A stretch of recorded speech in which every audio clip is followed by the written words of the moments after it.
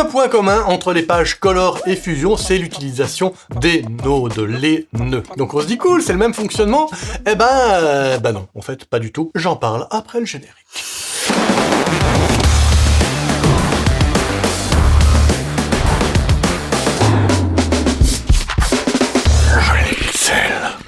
Bienvenue sur DaVinci Resolve. Non, ça c'est pas du tout ça. Bienvenue sur Joli Pixel, la page de... Non, pas du tout. Bienvenue sur Joli Pixel, la chaîne de la post-production en général et de DaVinci Resolve en particulier. Donc oui, des points communs, les nœuds, mais en fait des fonctionnements assez différents de l'utilisation des nœuds. Je m'explique. Allons à présent dans la page Fusion. Là j'ai un clip, je vais le passer au sein de Fusion, et là effectivement on retrouve une logique de nœud, ici le nœud Media In, qui est donc le clip de source, et le Media Out, qui est donc ma sortie de Fusion. Et quand on va rajouter des nodes, mais ici on va par exemple rajouter un petit node, lequel, voilà, celui-là, hop, ça a rajouté un node. Ce node, il fait ici une transformation, par exemple transformation de taille.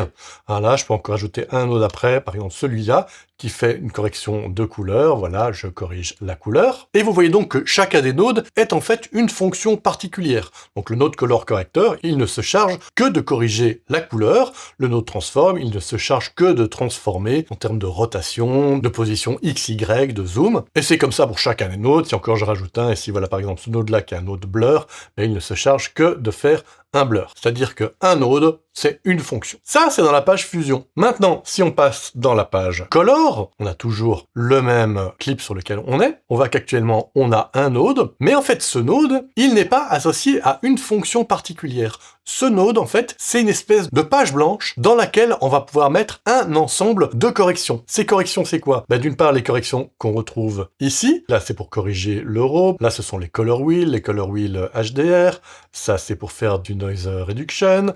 Là, ça va modifier les courbes et ainsi de suite. Et donc, tant que mon node ici, il est en rouge, ça veut dire qu'il est sélectionné. Toutes les modifications que je vais faire, par exemple ici, je fais une modification, voilà, je rajoute du rouge, ces corrections vont se faire au sein de ce node. Mais ce node peut en fait contenir plusieurs corrections différentes. C'est-à-dire que là, j'ai déjà fait une correction en rajoutant du rouge, mais je peux également aussi aller, par exemple, là, ici, dans la partie blur, et rajouter du blur. Et vous voyez que c'est le même node qui a fait les deux. Du coup, c'est un petit peu moins lisible qu'un arbre de nœuds dans la page Fusion, puisque dans la page Fusion, en dessous de chaque nœud, il y a marqué ce que fait ce nœud. Tandis qu'ici, quand on a fait plusieurs choses, on a un peu mélangé. Alors c'est vrai et pas vrai parce que vous allez voir que ici, vous retrouvez ici des petits pictos qui vous disent quelles sont les corrections qui ont été faites. Là, on voit ici un petit picto comme ceci. Ce petit picto, il correspond ici à la partie Color Wheel. D'ailleurs, vous voyez également que la Color Wheel, elle a un petit point rouge qui montre que quelque chose a été modifié dans la page Log Wheel plutôt. Primaries Log Wheel. Et le deuxième ici, c'est le petit picto qu'on retrouve ici qui fait le blur. Et là, effectivement, vous retrouvez le même petit point rouge. Donc on sait que ici,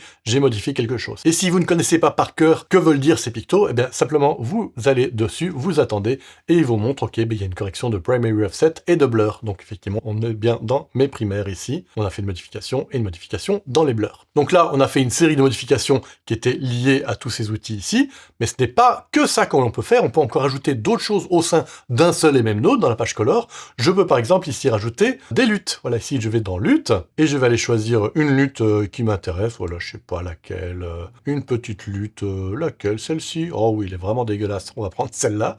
Voilà, je fais Apply LUT to Current Node. Vous voyez ici qu'il a rajouté ce petit picto-là. C'est-à-dire, je reste, il montre qu'effectivement, il y a une lutte qui est la Crix. Et donc, c'est encore une correction que j'ai rajoutée toujours dans le même node. Mais ce n'est pas tout. On peut également rajouter la partie effet. Ici, je vais dans les FX. Je vais par exemple aller rajouter un zoom blur. Je le prends, je le dépose. Vous voyez que ça m'a rajouté ici FX. Et qu'on voit qu'en restant dessus, je vois OFX zoom blur. Et donc, mon zoom blur est toujours au sein du même node. Donc différent, on a un node dans lequel il y a plein de choses. C'est possible de le faire dans Color, ce qui ne veut pas dire que je vous propose de le faire, parce qu'honnêtement, c'est pas la bonne façon de travailler. Ce qui est beaucoup mieux, en fait, c'est de rajouter un node différent à chaque fois. C'est-à-dire que sur un premier node, je vais aller modifier, par exemple, voilà, mettre en bleu.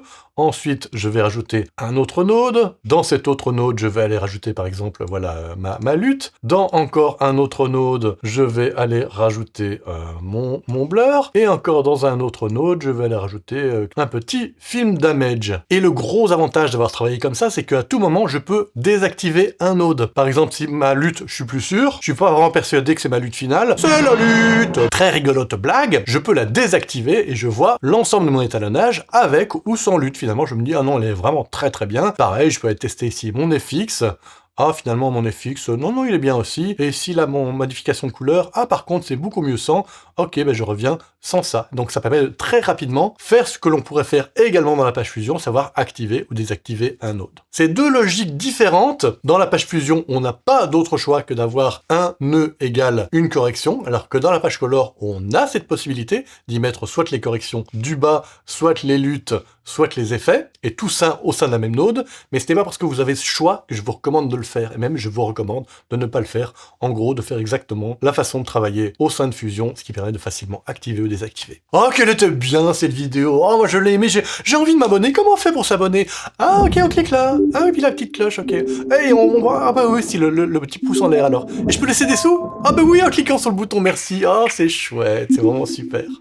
Bon, je vous laisse en compagnie de cette vidéo, et je pars en faisant des petits bons.